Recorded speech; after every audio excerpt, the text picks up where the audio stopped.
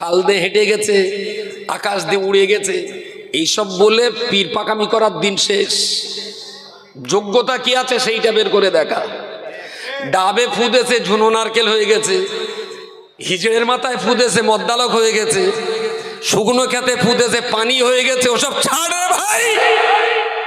কেতাবের পাতায় খোঁজ, দক্ষতায়, যোগ্যতায়, জ্ঞানে, গুণে, শিক্ষায় এবং দীক্ষায় যদি যোগ্যতা থাকে তবে তো তারাই জাতির নেতৃত্ব দেওয়ার জন্য জায়গা দখল দিতে পারে।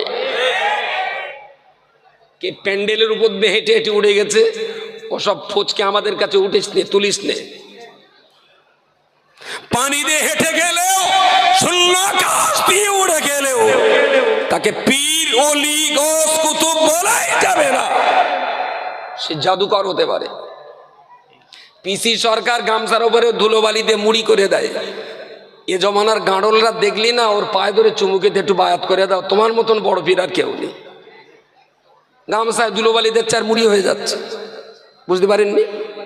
পীরের চললে কারামত শর্ত নয়, নবীর চললে মুজিজা শর্ত। পীরের চললে কারামত শর্ত নয়। পীর হওয়ার জন্য পানি দিয়ে হাঁটা লাগে না, পীর হওয়ার জন্য বাতাসে ওড়া লাগে না, পীর হওয়ার জন্য অলৌকিকত্ব দেখানো লাগে না। পীর হওয়ার জন্য শরিয়ত, তরিকাত, হাকিকতের, মারিফতের, পুল্ল, আত্মবিকাশের জ্ঞান থাকাটা জরুরি।